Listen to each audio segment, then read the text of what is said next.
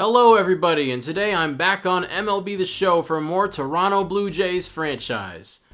It's been a while since last episode. It was an eventful one. Hit 3 home runs in a game with Anthony Santander. That was fun. But that episode I intended to simulate quite a bit more than I actually did. I ended up just getting through like a few weeks of action. And here we are in mid-May with a rubber match ahead of us against the Seattle Mariners. I don't know if I'm going to get into that one and play it fully, but I'll at least quick manage and jump in if it gets interesting. But this episode is going to be a lot more sim heavy. I plan on getting all the way through June and up to the draft. And if we have time in the episode, I may even do the draft. But we are an even 20-20, and in this bloodbath of a division, that is the worst record in the division. This is going to be hard to make the playoffs with how competitive this is. I mean, I expected the Rays to be worse than they are, but even they have a solid roster. Us, on the other hand, we may need to make some trades at the deadline if we want to give ourselves a chance to compete. Vladimir Guerrero currently in the midst of a cold streak. Let's see how bad it is. Yeah, 190 over his last 10. With 10 strikeouts and 2 RBI. That's not good at all. Andres Gimenez has been an offensive letdown so far as well. It's pretty much just been Bo Bichette and, well, Alejandro Kirk's playing well, although he lacks the power. But it's been Springer, Santander, and Bichette carrying the offense so far, while Kevin Gausman has been a solid ace. Overall, though, a playoff contender having an 84 overall pitcher as their ace is not the best recipe for success. I love Gausman, but I would like to have someone at or above his level of talent also on the rotation with him. So without further ado, let's get into this game against Seattle. Jose Berrios is going to get the start here on Blue Jays weekend in Seattle. And we go down in order to start the game. And Berrios immediately gives up a run. Leo Rivas scores on a Julio Rodriguez double. Do we pitch to Cal Raleigh? That is the question that a lot of pitchers are asking themselves right now. I mean, it's an open base. I guess we just pitch around and we throw Julio out at home. Oh my goodness. A quick managed game has never been so exciting. I wonder who did that. Was it Springer? Not the best start though for Berrios. Can you get out of this jam? 4 straight hits in the first. Arozarena, he's had a really good start to the season. Who's behind him? Luke Raley. Let's pitch around him. And we catch him stealing. Wow. All right, let me settle down here. It's just a quick manage. Alejandro Kirk with our first hit. Doesn't amount to much. And Rowdy Tellez hits a homer. Not the end of the world here. Down by 2 in the second. Varsho gets on base. Can Springer drive him home? He cannot. He strikes out. Come on, Vladdy, do something. That's not what I told you to do. JP with a single. He's safe. He steals second. And Raley breaks this game wide open. I think that might be it for Jose Berrios. 4 innings, 4 runs. Let's see if he can get Julio out. He cannot. All right. We're making a change. I want to give my team a chance at least, so we're going to go with Jimmy Garcia here. All right, we'll pitch to Cal Raleigh, and we hit him. Ball 4, take your base. And the bases are loaded with no outs. And a 2-run double. No, it's an error. Never mind. Who made the error? 3. Oh, this is brutal. We're just going to simulate to the end of this game, man. Why is Jimmy Garcia still in the game? If I simulate half an inning, there's no pitching changes. That's so annoying. And we lose 8-2. I'm not even going to look at the box score. Will Wagner eligible to return? He had a good start to the season. Who do we send down? I recently called up Michael Stefanik to replace Wagner. We should probably look at calling up Addison Barger at some point. I mean, he's killing it in real life, and he's having a pretty solid AAA season. But this is probably not his moment yet, especially if we're going to have to send Michael Stefanik back down after hitting 545. Not sure who else. Okay, maybe it should be Nathan Lukes. He has not done much. Yeah, Lukes hasn't been able to recapture what he had in 2024 when he hit 303. He's going to AAA. Santander up to the plate in the bottom of the 8th. We're down by 1. We do come through, and we beat the Rays 4-3. It would be nice to jump ahead of them in the standings. We just need to win one more time. Maybe we should look at starting Will Wagner. We don't start him here, and we do get the win. We're back over 500. I forgot about Ernie Clement, who still has really good stats. 324, and his OPS is nearly 900. Yeah, he should not be this low in the lineup. I mean, who do we bench is the question, because we definitely can't bench Clement. Alan Roden is hitting 314 and 51 at-bats. Varsho's defense makes him valuable in center field. Honestly, our offense hasn't been that bad. We have quite a few guys batting over 270, even guys batting over 300. I might have to keep Roden in the starting lineup. But if I see his production taper off, I think Wagner will be able to slide right in there at DH. We weren't able to get the sweep over the Rays, but now we're up by 1 with Chad Green closing it out against the Tigers. And we do get that victory. And this is someone that I haven't mentioned much in this series. Alek Manoah is eligible to return from the IL, will still be injured for 1 to 2 weeks. So Manoah's on the big league roster right now, coming off a Tommy John surgery. I'm definitely going to have to jump in and player lock his first start back at the bigs. He has 1 of 3 options used. So for now, he's going to go down to single A while he recovers. But I would definitely be happy to replace one of our starting pitchers once Manoah is healthy. Bowden Francis looks to be the odd man out as he has an ERA over 5. But also, Chris Bassett hasn't been great either. His whip is higher. Let's see who has a lower FIP. Bassett is at 4.62. Francis is at 4.12. So I think Francis stays. He's probably been the better pitcher so far, but a little bit more unlucky. Bassett's just going to keep regressing over the course of the season. This is pretty light for a 36-year-old. Eventually, it's going to be like -10 for everything. And we split the first 2 with the Tigers. And we're back to the bottom of the division. Week 7 of 14 in the scouting process. We scouted central pitchers, including Tom Benedict, who is likely to be available to us at number 8. He is the hardest thrower potentially in this entire draft class. Not so much in the break department. He's also not much of a strikeout guy. Potential 74 to 92. Let's see if we had any other central pitchers jump out to us. There isn't a whole lot, at least in the projected first rounders range, but Cliff Shambi, not ranked on MLB's board, but 31st on ours. I might have to look into this guy. 71 to 99 break. He's got the balanced pitch mix, and he projects to be pretty good in strikeouts, limiting walks, home runs, control, pretty much everything he projects to be at least average in. And he's in high school, so hopefully his starting overall isn't that bad. International third baseman. Well, we did get some more scouting on Tommy Armstrong, and he's actually back up our board. He was falling down for a while, but a lot can change from scouting session to scouting session, because now he's looking like a future superstar, maybe a generational prospect. Just a really well-rounded hitting prospect. The defense looks to be pretty good as well. He plays the entire infield at 5'7".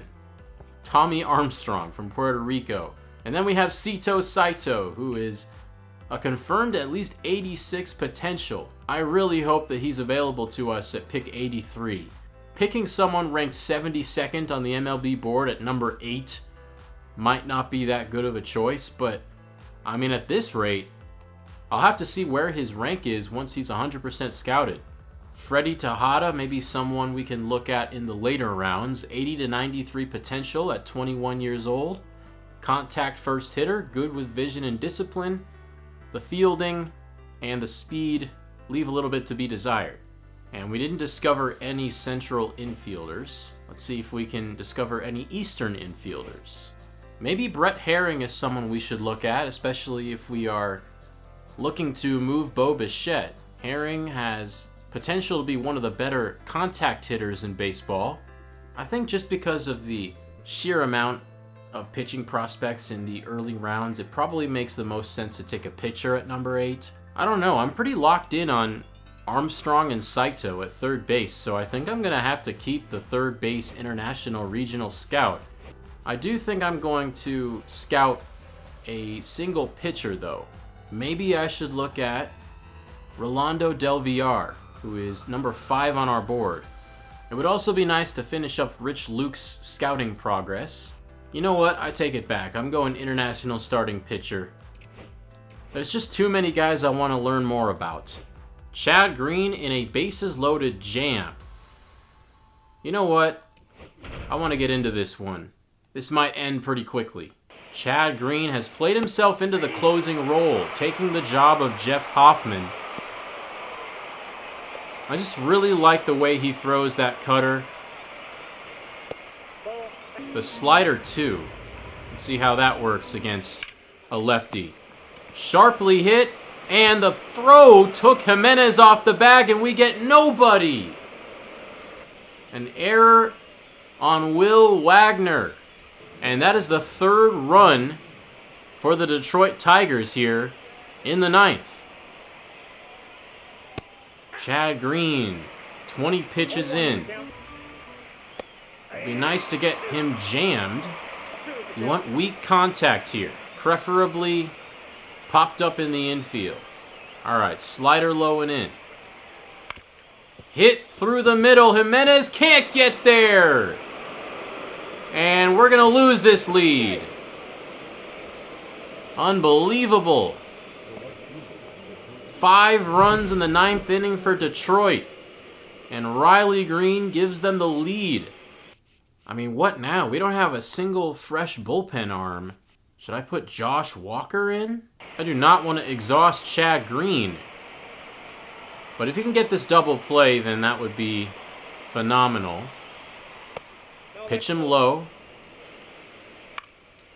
And this is popped up.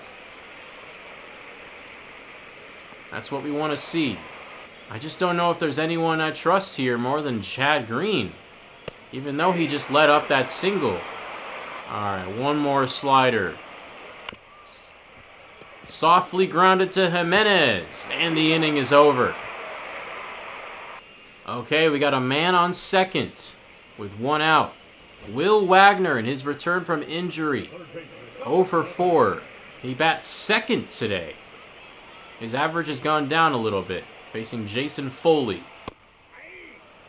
Man, I haven't seen a pitch in MLB The Show in, at this point, over a month. 0-2. Hit to second base. And Jimenez to third. And if there is ever a time for Vladdy to break out of the slump, it's right now. He did hit a homer in this series. Singled today.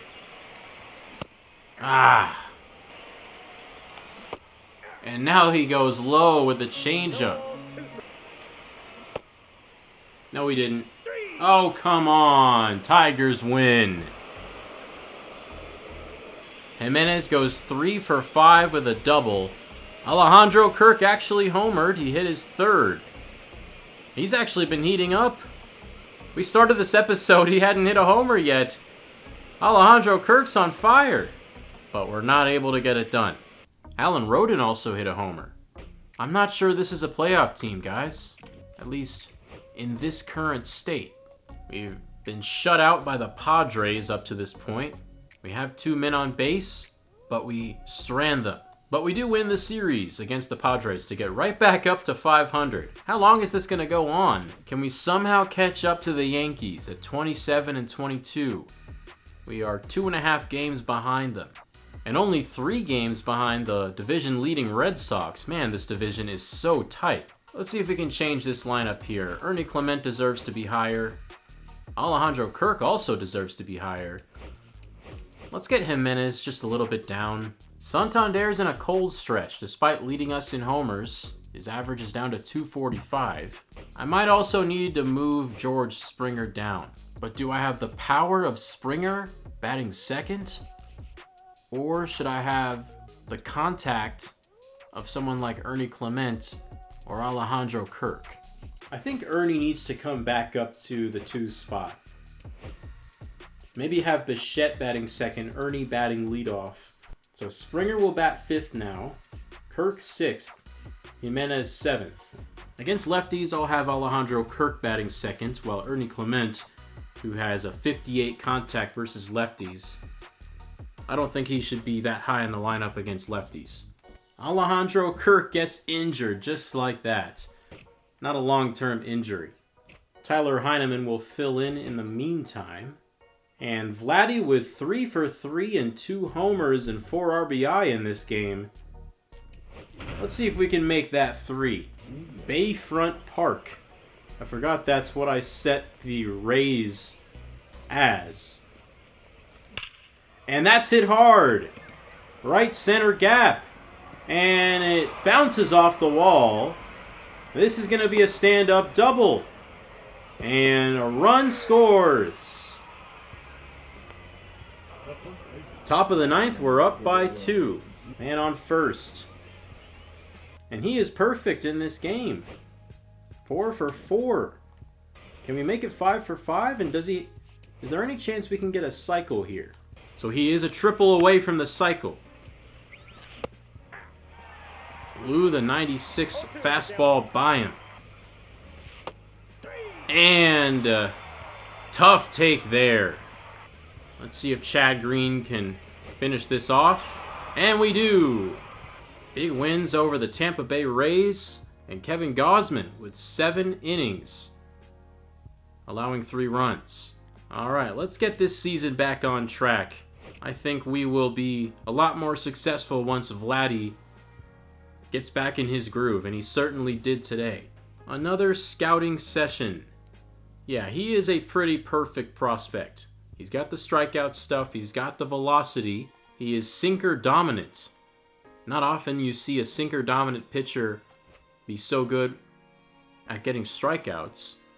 If we can somehow get Daryl Lopes, that would be phenomenal. I'm not sure how to feel about Mark Garlobo, who looks to be pretty useless on offense despite being 6th on our board. I mean, he looks like a generational defensive prospect. Maybe he can at least be average on offense. I mean, he is unranked, so if he somehow falls to us at 83 or even 113, sure, I'll take a chance. Rich Luke is 100% scouted, and he looks very well-rounded. Sean Beavers, I forgot, he was also 100% scouted before this. I haven't talked about Miles Vernon at all. Maybe because I haven't talked about Miles Vernon at all, partially because we likely aren't getting anyone ranked between like 30 and 70 in the rankings. He will likely be taken in the 2nd round. I do like that he's very good at limiting homers. Pretty average in all the other departments outside of strikeouts, which he is below average. Another Canadian pitcher. How would you like it if I built an entire rotation of Canadian pitchers? Anderson Libby still looks really good to me. I mean, honestly, I'd still consider this guy. Even though his upside might not be superstar, he will still be a very solid pitcher. 94 to 99 max stamina.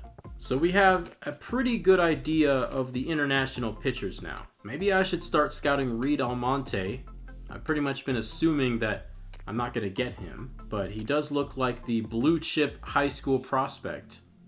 A 6'4 lefty who can really rack up the strikeouts. I think I'd be happy with any of these guys. It's hard to choose. I mean, Daryl Lopes is my number 1. If he's there, I'm taking him.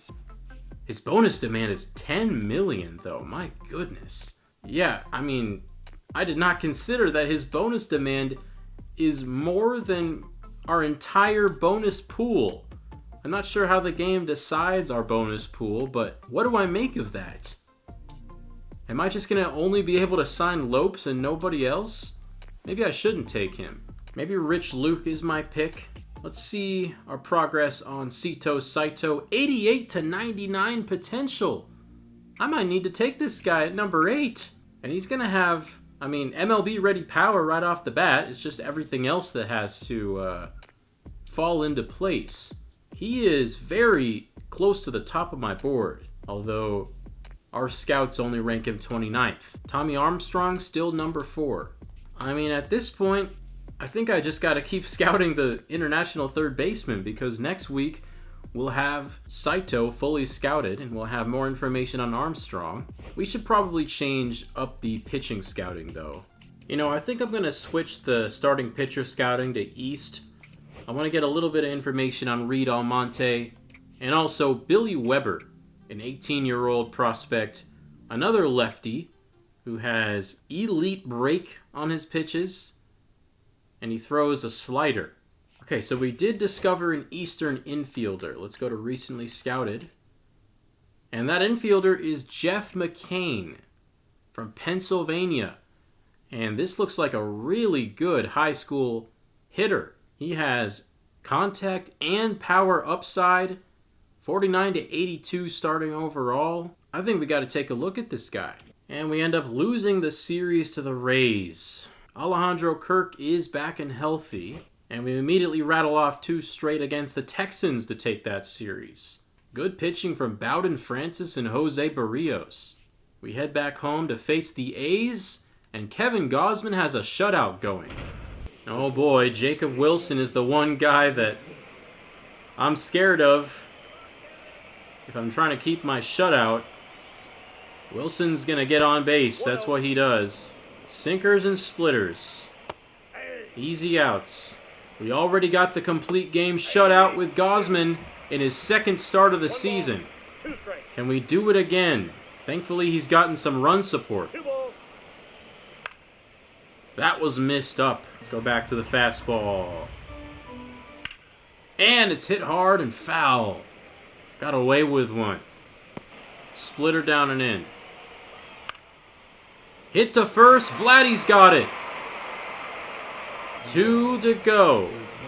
Gio Urshela with a double and a single on the day. 0-2 with 2 fastballs. Can we get him to chase?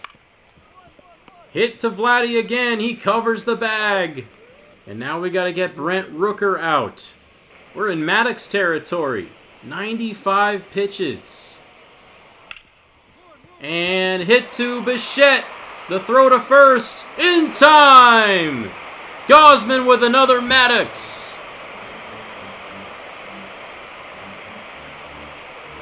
He may only be 84 overall, but I am so happy to have him as our ace. He just pitches such an efficient brand of baseball. 96 pitches. And his ERA all the way back down to 2.67.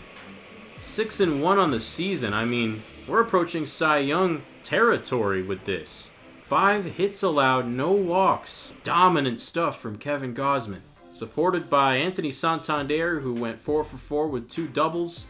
15 hits as a team. And that makes 3 straight wins for the Jays. Let's see if we can close out the month of May strong. Tied at 2 in the bottom of the 10th. Vladdy with the man on second and third. And we get the win. Who got the walk-off hit? I wish we could see a game log. It was not Vladdy. I believe it was George Springer. Joey Loperfido down at AAA tears his Achilles. He was one of the players I was thinking about calling up. And the Athletics beat us on the final day of May. We remain 1 game above 500. Is it possible to get more than 2 games over 500? Is that too much to ask? Christian Bethancourt, one of the catchers that I would call up if we had an injury at the position. Not going to be able to do that with him for 2 to 3 months. To the 60-day he goes. We nearly come back against the Twins, but we are not able to. Jeff McCain now 80% scouted, and he is now number 4. Oh my goodness, do we have some options at pick number 8? I mean, I would hope he falls to us at 83, but I'm not so sure that he's going to. He might be the best hitting prospect in this entire draft. This guy is an absolute superstar hitting prospect. He's going to be a minimum 60 overall, batting as a lefty, coming out of high school. Jeff McCain. That just sounds like someone who should be playing for the Blue Jays. And it's nice to see a hitting prospect who isn't like 5'7". Reed Almonte is falling down our board slightly after we have scouted him 35% of the way. So the top 2 pitching prospects have a 10+ million signing demand, and we don't even have that money to sign all of our draftees.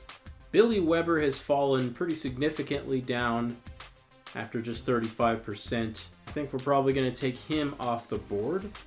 There are actually quite a few intriguing first base prospects out in the East.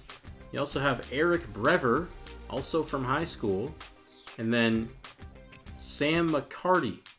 All of these guys could be good hitters. So we're going to go Eastern first baseman, and we're going to switch that to our best scout. Sito Saito is 100% scouted now, and he comes in at 30th on our board.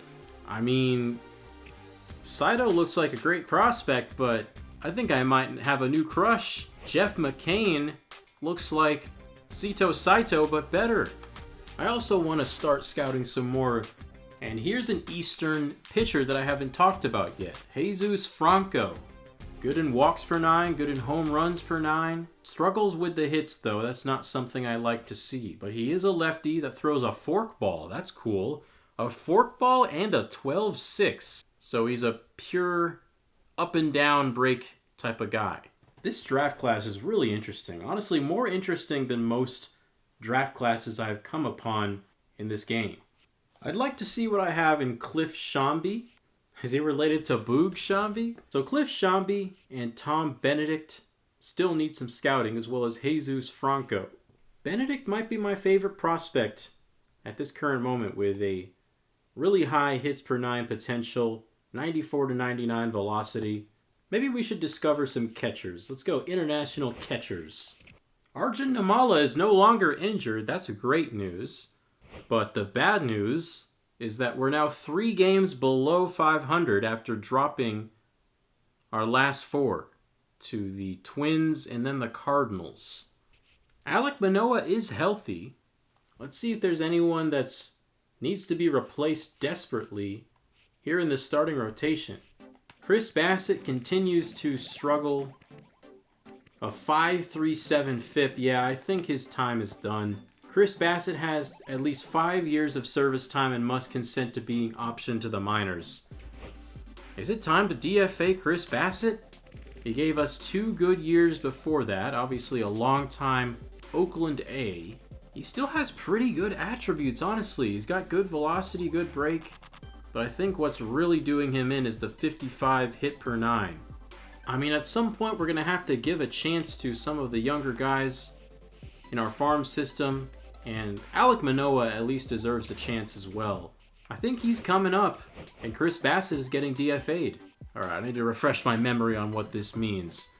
Removed from the 40-man and the active roster, 7 days to trade them, place them on outright waivers, or release them. I mean, let's see if anyone wants Chris Bassett. So Chris Bassett with $21 million in his salary. I don't think anyone wants Chris Bassett, man. I think he might be cooked. Yeah, I don't think anyone would realistically want to take a 36-year-old pitcher with a 5.07 whip, a negative WAR, and a FIP that's even worse, with a $21 million salary. I think I would feel a little bit bad if I ripped someone off by trading them Chris Bassett. Sorry, Chris. But Alek Manoah is now at the big league level, and he will enter the starting rotation. Let's have a little bit of a bullpen update. Chad Green is excellent still as the closer. And he has saved 8 games and blown 2. Josh Walker, though, should probably be taken out of this setup man role because he has been dreadful. Same with Jeff Hoffman, man. He has just not gotten any better. 10.80 ERA over the last 10 appearances. And he's had quite a few scoreless appearances, but when it rains, it pours. He allowed 4 runs one time and 3 runs in his latest appearance. What do we do about Jeff Hoffman? 84 overall. He was a big free agent signing for this team. $11 million per year over the next 3 years. And it has not been a good start. I think at this point, you got to put someone like Jimmy Garcia back in the setup man role. Josh Walker probably needs to go down to the minors. Lovelady has just been okay. The other setup guy should probably be Nick Sandlin. He has the lowest whip ERA combo of the remaining guys. But our middle relief is really rough, though, if we're rocking with an 8.41 ERA and an 11.37. Gonna have to do something about that. Ryan Burr's been very good at AAA. I think he might have to come back up. Josh Walker's gonna go back down to AAA. Eric Swanson returned from injury and has been very good ever since. Maybe we give him a chance. The question is, though, is it possible to send down Jeff Hoffman? No. He has all 3 of his minor league options used. A former first-round pick in 2014. This is a problem. This could be a big reason for a lot of our losses.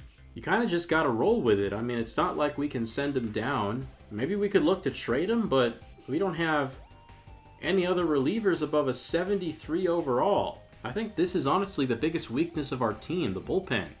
Who do we send down if it's not Hoffman? So Brendan Little has the highest whip, and his FIP is very high as well. I think Brendan Little has to go down. 32 and 35 here. It's kind of laughable that I fell so far behind in this series that the draft happened in real life, and I haven't even gotten to my first draft here in Season 1. And we lose 11-0 to the St. Louis Cardinals. We can outright Chris Bassett to AAA if we want to. I mean, I guess so. We'll pass him through waivers. It'll be interesting to see who picks up Chris Bassett. Does anyone want to pay him $21 million? We lose to the Phillies. Does look like we're going to beat them here as we're facing Jordan Romano, the former Blue Jay. Why not? George Springer with a chance to hit 3 home runs. I never actually accomplished that goal when it puts me in to those player loss. Let's see if we can do it here. Our good friend Jordan Romano. A lot of Phillies fans are not too happy with him right now. And this is hit hard. I don't know if it has the carry. It doesn't. It goes barely past. I had no idea where that ball was going to land. Center fielder almost gets to it. That might have been a home run in some ballparks. And now we have another chance to hit a home run. Now facing Tanner Banks in the 8th. 221. George Springer's average has gone down, but he's getting it back up today. And strikes out to end the 8th. 9-0 the final score. George Springer, 2 homers and a double. Alejandro Kirk continues to be on fire, though. Oh my goodness, I forgot. That 11-0 loss was Alek Manoah's return start. Oh boy, that is catastrophic. 6 runs in 1 2/3. He really just might have the permanent yips. Okay. I forgot about that. I'm definitely player locking for his next start. Here's Cliff Shambi after another round of scouting. Still looks like a pretty good player to select in the 3rd or 4th round. Hopefully he lasts that long. There's just so many options here. There's so many players I'm intrigued in. And we don't even get a competitive balance pick. We don't even get a 2nd round pick. I wish you could trade for draft picks in baseball, man. Adam Golden is a player that we discovered. An unranked lefty who comes in at 88th for us. Maybe we take him in the 5th or 6th round. Chuck Kreisa, 22 years old with a 91 to 96 potential. But also, what exactly is he good at? Some of these attribute ranges for prospects make no sense, especially when you factor in their potential range. I think now is the time to really get into the individual player scouting. I've done regional scouting for long enough. Oh, I messed up. I was supposed to finish off Jeff McCain, but he's a first baseman, not a third baseman. Honestly, with our bullpen struggles right now, maybe I should be looking at some relievers. This is Jeff Clark, ranked 96 on the MLB board, and he has a super high potential. He could be a starter as well. Did I just discover a potential diamond in the rough with Jeff Clark? I mean, he could be a starter if his stamina develops. Yeah, I'm definitely wanting to learn about Jeff Clark. Jeff Clark and Jeff McCain. How interesting would that be? Look at that. The blank face for Jose Alvarado. He's just been blacklisted from the game. 2 runners on base for the Blue Jays. Tied at 5. Alejandro Kirk, he's had an incredible season so far. We do get the win.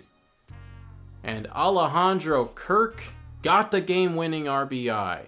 Chad Green also getting his 10th save. Been really impressed with Max Scherzer so far this season, and he gets another win. And now Alek Manoah will face the Arizona Diamondbacks. And I think we have our next bit of action here. Alek Manoah making his return to the Blue Jays. And every mistake he makes is going to be under a microscope now. After all that he's been through, the roller coaster ride he's taken this team on. He looked like the future of the franchise at one point.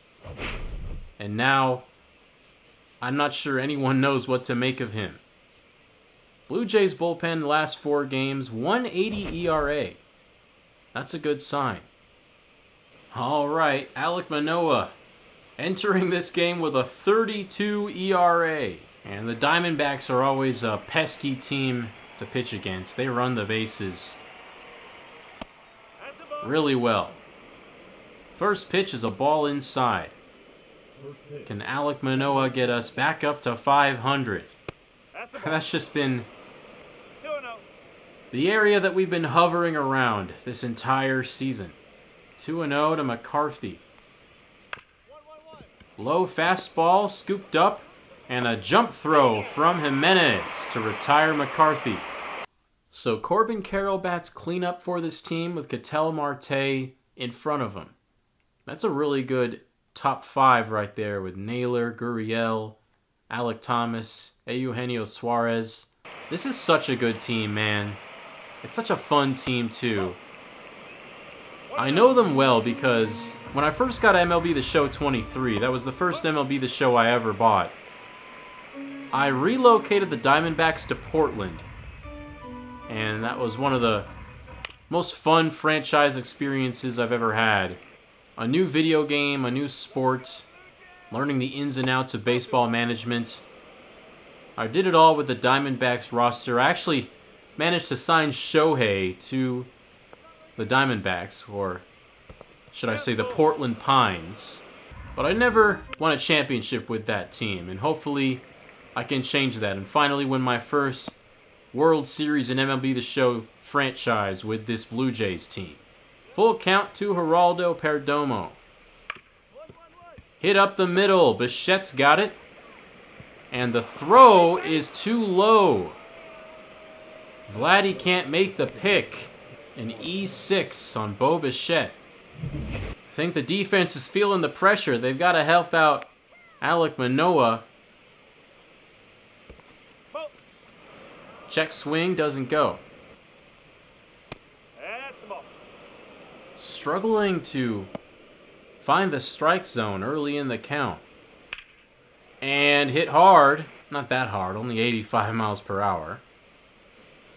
Now the changeup gets the check swing. It goes around. A strikeout would be huge here. Come on, Alek. A changeup fouled off. Back to the fastball now. Up and in. It was right down the middle and he watches it. A gift-wrapped strikeout. I don't think Corbin Carroll is going to give us that.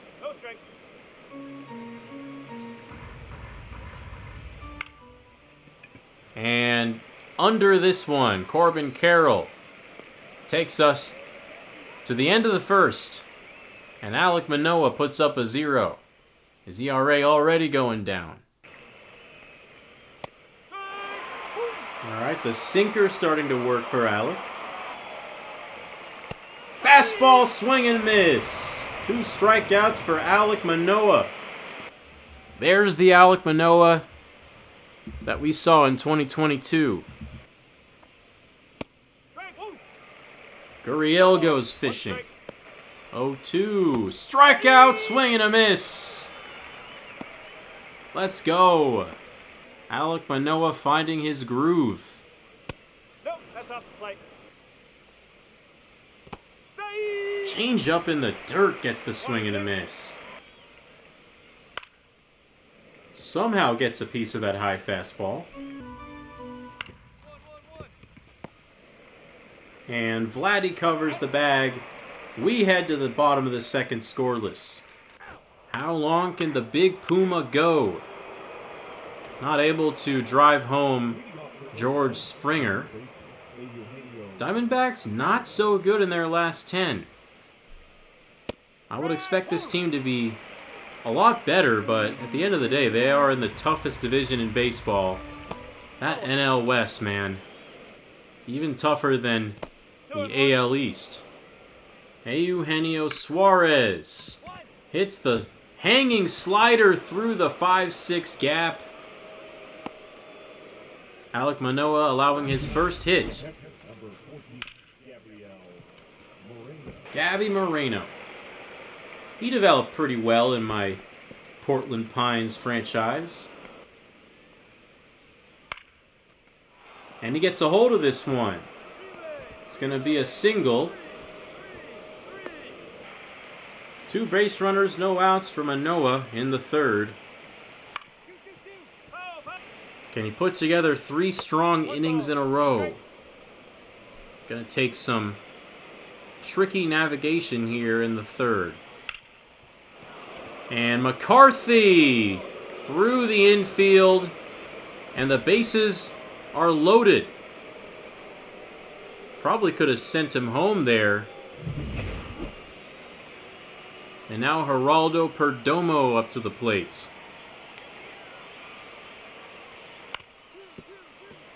And Bichette not able to get it. Jimenez, almost an unassisted double play. Okay, I misspoke. That was obviously nowhere close to an unassisted double play. But let's see what happened here. Jimenez picks up this ball. He doesn't step on the bag there. Instead, he throws to first. Okay, it would have been pretty hard to get both outs there. So, fielder's choice. And men on second and third after a run scores. Ketel Marte probably looking to be more aggressive in this at-bat. And Clement can't handle this one. The throw is late and another run scores. It's going to go down as a hit. It was hit pretty hard. Clement's defense at third base has been good so far this season, but I think an elite defender would have been able to make the play there. Really like Manoah's slider. That is his best pitch. But the sinker also working today. Just gotten a little bit unlucky here in this third inning.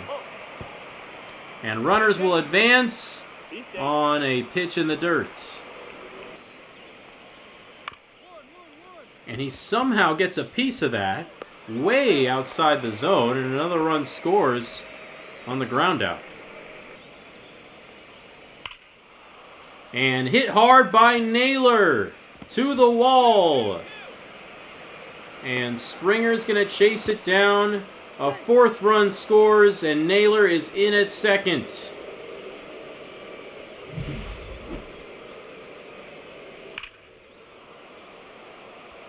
just missed right over the plate. Was really hoping for a better showing from Manoah, but clearly he has a little bit of rust to shake off. Manager is keeping him in this game, though. Gurriel will watch it fly. He goes down and gets that home run. 95 off the bat.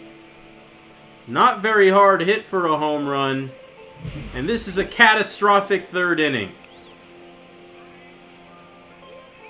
That was way to the opposite field. Wasn't quite sure what I was looking at there, but the outfielder just started walking. And that is it for Alek Manoah. Really disappointing stuff, man. First two appearances, he has two really bad innings. And the Diamondbacks win this one. Final score, 7-6. We almost come back. Alek Manoah credited with the loss. 6 runs in 2 2/3. Wow, 7 runs. Or 5 runs in the 7th inning, excuse me. Bo Bichette his 14th. George Springer with 2 doubles. The fans got to be pretty fed up with Alek Manoah at this point, man. I mean, how much of a leash are we supposed to give him? We did already use his options, so we can send him down to the minors at any time. But do we really pull the trigger after 2 starts?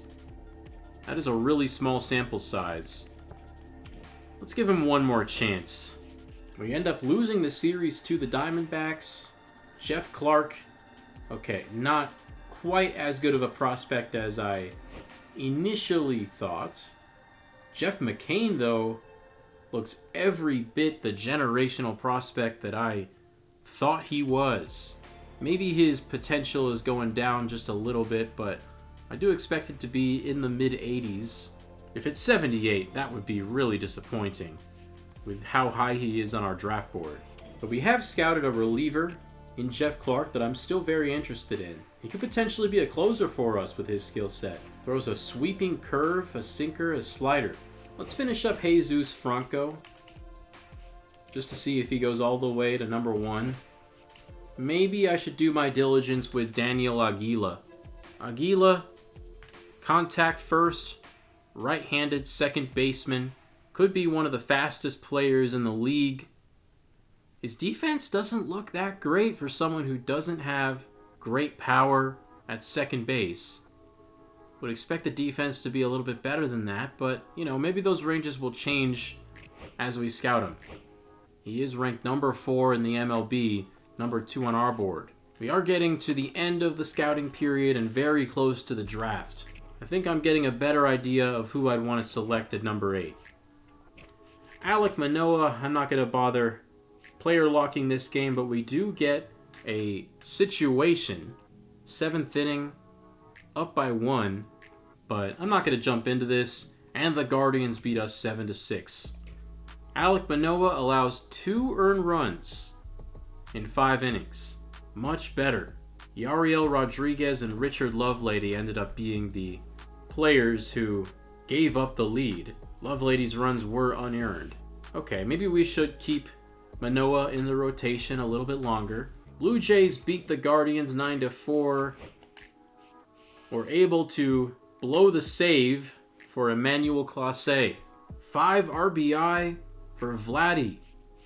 He may have hit a grand slam. And we keep alternating wins and losses here since June 20th. We haven't won or lost more than 1 game in a row. And we end up getting shut out by the Red Sox here. Cutter Crawford, 8 scoreless. And Jesus Franco is going to end at number 4, jumping up from number 48. Daniel Aguila looks like a solid prospect, but there's just a lot of guys I'm more interested in than him. We discovered 4 pitching prospects, and the best one of all of them looks to be Lonnie Blake, a right-handed 19-year-old from Ohio, 6'1", throws a sweeping curve as well as a sinker and a changeup, and the hits per 9 looks to be MLB ready already. That's what I like to see. Not so much of a strikeout guy. Another guy I might consider taking in the later rounds. So let's switch out Franco with that guy, Lonnie Blake.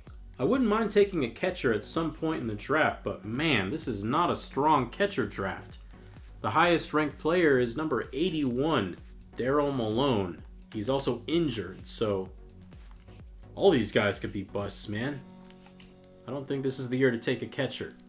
You know, let's scout Tommy Armstrong. I want to get him to 100% just to know what type of player he's going to be. Doubt we'll select him. I think I like Jeff McCain more still. Let's keep discovery on catchers, though. Just because there's no interesting catchers in the top 100, 200 prospects. Maybe we'll find one this way. Another start for Alek Manoah, and he finally gets a win. 6 in the third, 2 earned runs, 5 strikeouts. Still not dominant, but definitely good enough and better than Chris Bassett. So we actually get a series over the Red Sox, who have now lost the division lead to the Orioles. We don't play the Orioles until the end of July, but we do play the Yankees, who we are still trying to jump ahead of. The Yankees have fallen under 500, so this is a crucial series. If we're able to win this, we'll get back up to at least 4th in the division, possibly even 3rd. We lose the first game, and we're down by 1 in the 9th against Devin Williams. With Alejandro Kirk on first, I need to fix that. And it's Canada Day. I'm so glad I jumped into this game. I definitely wanted to get into one of the games where we wear those special red uniforms. Yes, July 1st is Canada Day. Thank you, MLB The Show, for giving me a situation so that I don't skip Canada Day. Devin Williams, one of the harder people to hit in this game. Not so much in real life this year, but let's see if I can get a hit off of that splitter. And of course, I gotta get Alejandro Kirk off first base. I lose track of all my responsibilities when I do live commentary. Hope you guys are enjoying the videos so far, by the way. You know, I'm still getting used to live commentary. I know it's not perfect, and it's not as, spotless of a finished product as some of my post-commentary videos, especially with the Bulls, if you're used to watching those videos, or with UTEP. This is a lot more of a casual experience. And man, all of our players on the bench are so slow. The fastest player is 48 speed Davis Schneider. All right, I guess he's going to have to pinch run. We need some more speed, and badly. Oh, that was the pitch to hit. Haven't been able to have much user hitting success with Andres Jimenez. Hoping to change that. All right, good eye on the screwball. And he slices this, and it's caught. Blue Jays down to their final out on Canada Day, and there will be a pitching change. Devin Williams sits down. Luke Weaver enters the game. 5.77 ERA for Luke Weaver. Facing Alan Roden, whose average is down to 240. Maybe there's someone we can pinch hit here, but I don't know. I don't really trust our bench. I think we're going to keep Roden here. Keep the righty-lefty advantage. Sweeper misses outside. Change up low. 2-2 from Weaver to Roden. Swing and a miss. Yankees win. This team just doesn't have a whole lot of juice. We're a very average MLB team. We've had some good stretches this year, but they haven't been very long. Davis Schneider, I didn't realize he still has an .071 average. At this point, I think he might have to go back down to AAA. That's ridiculous. Yankees led for this entire game. We nearly come back in the 9th. I didn't realize we had 3 runs scored already. But another comeback effort falls short. Marcus Stroman gets the win, Jose Barrios the loss. And we lose the third, so we have guaranteed ourselves a series loss to New York.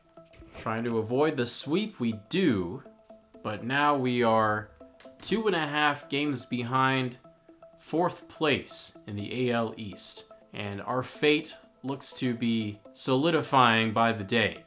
I mean, obviously we're not that far behind, and we can easily make a run, but just with how this team has been performing so far this year, I'm not so sure that's going to be very easy until we make some significant changes to the team.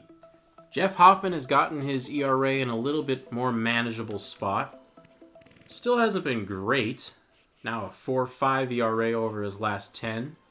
I think we're getting to the point where Richard Lovelady is kind of on the hot seat. His ERA has not improved, even though I've given him quite a bit of time to do so.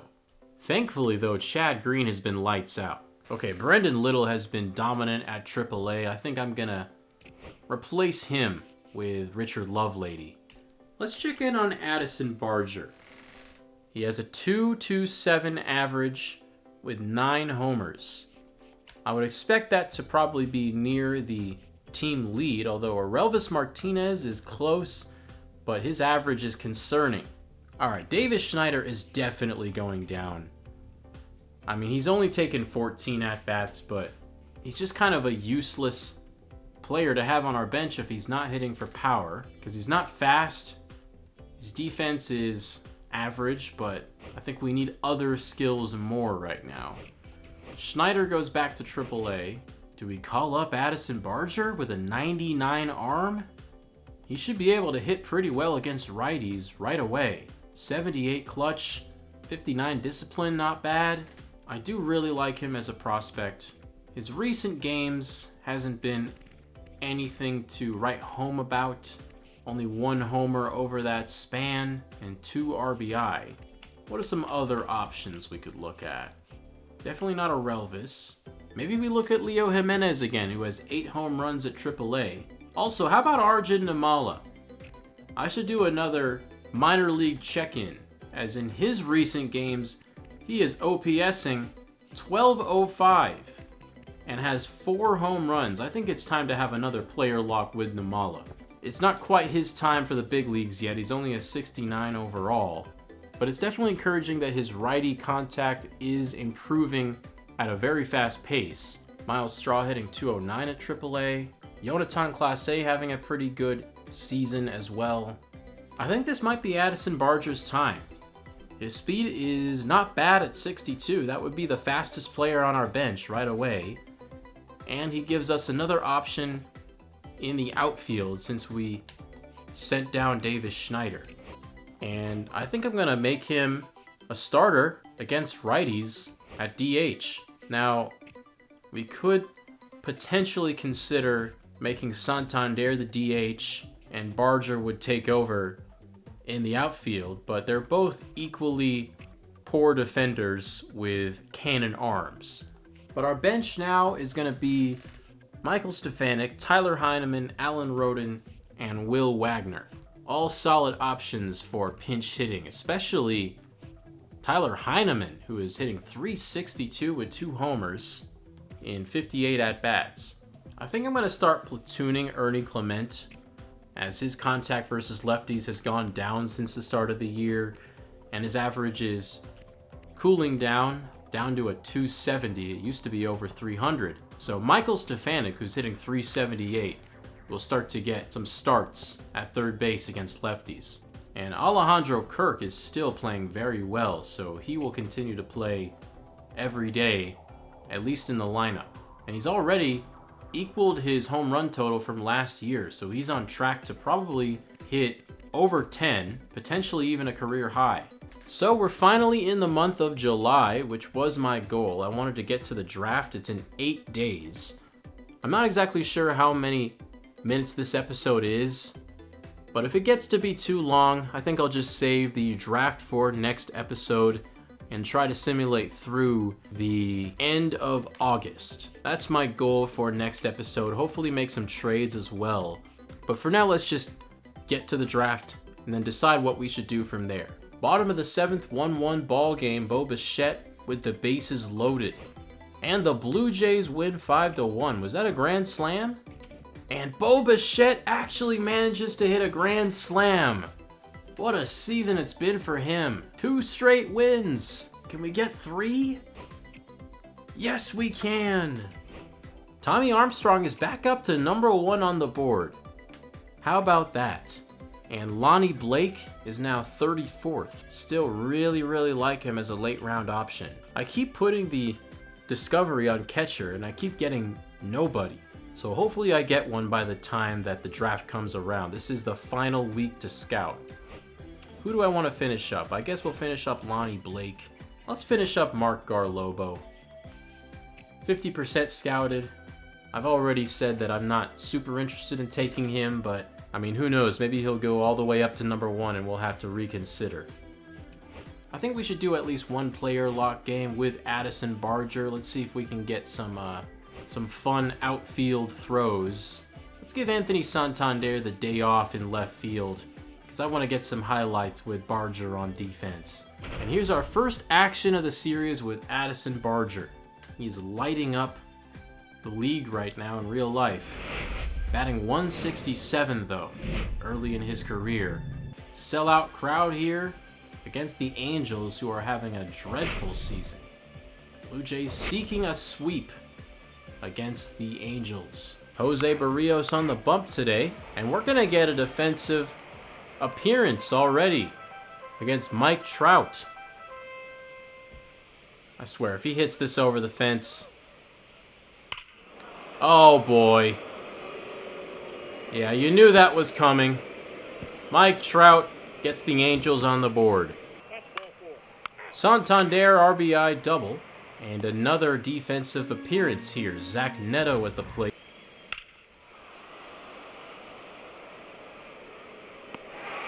And we make the catch. That bar is very wide for Addison Barger, who has a 48 fielding rating. And now we finally get our first at-bat. 2 outs, base is empty. Good timing on that ball. He's got a lot of torque in that swing. 73 power versus righties. 2 good pitches to hit. Swing and a miss, strike 3. Top of the 3rd, man on first. Sean Will is going to hit a home run. Come on, Jose. Give us something to work with. Let me know in the comments who should be on the trade block, because clearly we have some improvements to make with this Blue Jays team. They are not a championship caliber team yet. A big problem is the bullpen. But the question is, how do we get that upgrade in the bullpen? Should it be this season, or should it be in free agency? And if we do get one this season, who's on the chopping block? Should it be Bo Bichette?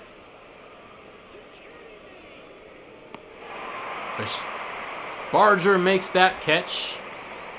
I feel like I'm so focused when I'm scaling back for those outfield catches that I can't even talk. 4-1 Angels as Barger comes to the plate with Kirk on third. George Klassen still in the game. He's giving me very hittable pitches. And that's screamed at the first baseman. 105 off the bat. Hit it in the worst possible spot. We do get Kirk home. 4-2. I should fix the fielding icon in the outfield to make it easier to do these player lock games on defense. Because my heart skips a beat every time a ball gets hit my way, especially with a guy whose defense is this bad. I just want to get a throw off. And this is going to fall into his glove again. There's the arm from Barger. It's right on the money. And here's another appearance in the outfield. Anthony Rendon still kicking. He's 1 for 2 in the middle of a pretty bad season. Rendon to right field.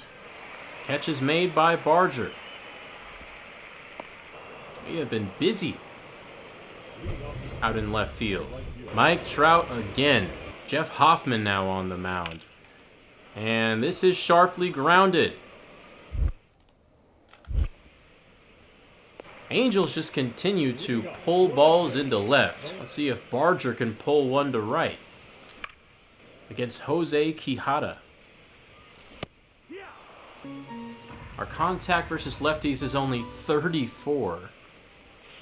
Not sure why we aren't being pinch hit for. Nope. We are going to get one more at bat here in the ninth. It's 4-3. Barger facing Kenley Jansen. Getting deja vu from last episode. He chased that pitch out of the zone. Barely get a piece of it. Was expecting the cutter, and instead it broke the other way. Good take on the cutter. 76 clutch. I really like Barger's hitting potential. Can we get Kirk off of second base in a tight situation? Popped up. Infield fly. Ben Joyce subs in and gets the save. I'm not very good at this game, if you can't tell. I'm especially bad at commentating while playing the game. But let's just simulate through these final games leading up to draft day.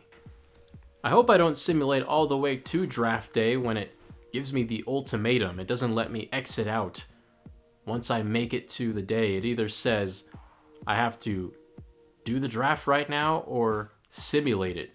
I can't just exit out. It's one of the most annoying things about MLB The Show franchise. What if I just want to sit and think for a little bit before I enter the draft? But nope. And we get swept by the Chicago White Sox, of course. 44-50. And that's going to get us right up to draft day. But I reckon this episode is quite long already. So yeah, that's going to be it. And here is the AL East standings for the time being. We are now 3 games behind 4th place, 9.5 behind 1st, and the Red Sox have recaptured the lead. But anyway, that's where I'm going to leave you guys for this episode. Hope you guys enjoyed it. I know it wasn't the most exciting, groundbreaking episode, but honestly, I just wanted to move the franchise forward. At least get us close to back on pace with the real MLB season. I know we're not even there yet, but next episode is going to start with the draft. We're going to go through All-Star Weekend, as we do have a couple players in the All-Star game, not just one. So we'll go through that.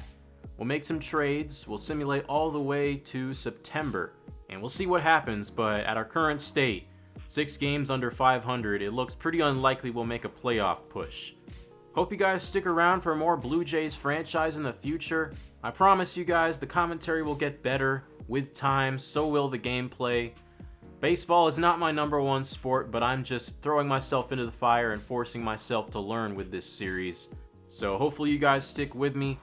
Thank you all for watching this video. If you like what you see, I'd really appreciate it if you left a comment with some feedback, left a like on the video, subscribe to the channel, and turn post notifications on if you want to stay updated.